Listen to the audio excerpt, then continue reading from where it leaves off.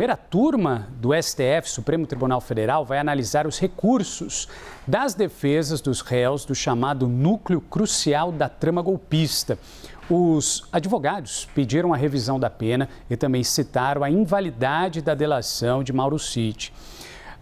Isabel, como analisam os juristas sobre os pedidos das defesas, desse núcleo da trama golpista? O que a gente pode entender aí?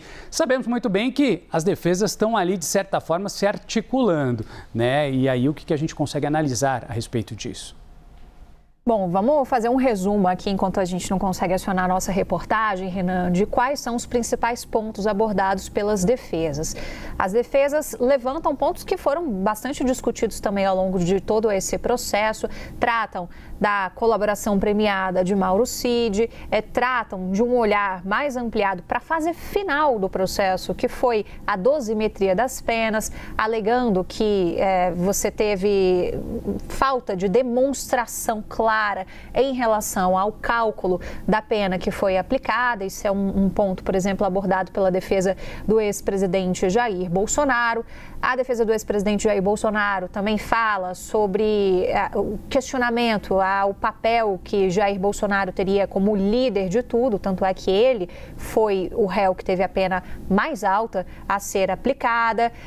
Outros pontos que são levantados também em relação ao 8 de janeiro. Então, são vários argumentos que são elencados. Um ponto que chamou bastante atenção foi o quanto a defesa de Jair Bolsonaro também calçou sua linha de argumentação em cima do voto do ministro Luiz Fux, que foi o único voto divergente na primeira turma do Supremo Tribunal Federal. E aí, partindo para a análise, Renan, o que juristas têm pontuado? Que você tem uma primeira turma com bastante unidade, foi um voto divergente. Então, dificilmente você vai ter margem para atender algum desses pedidos das defesas, Aqui eu fui sintetizando alguns desses argumentos, mas é uma avaliação que se faz, sobretudo porque alguns desses aspectos todos já foram bastante discutidos, foram apresentados por meio de questões de ordem, que eles recuperam, querendo ou não, o teor do voto do ministro Luiz Fux para tentar viabilizar, portanto, algum tipo de argumento que também já se esperava.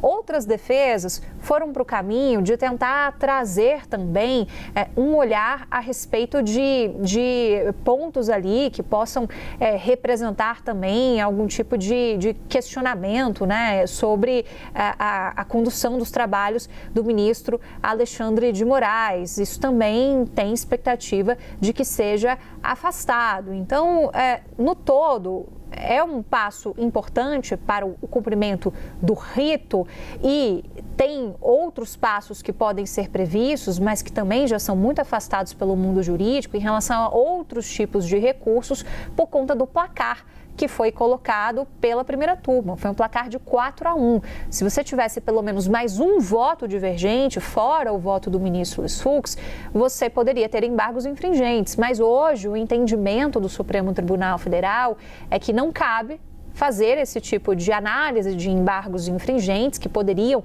ter algum tipo de possibilidade de reversão de resultado, nesse caso, quando você só teve um voto divergente. Então, é outra discussão que está bastante colocada, Dito isso, Renan, a avaliação é realmente de que é uma estratégia da defesa legítima de assegurar isso. As defesas reclamaram de cerceamento e por aí vai, mas que não deve surtir muito efeito, a não ser de você eventualmente protelar o avanço dessa decisão final, que vai ser o trânsito em julgado e depois a execução das penas, algo que o mundo político e o mundo jurídico aguarda que aconteça ainda neste ano de 2025.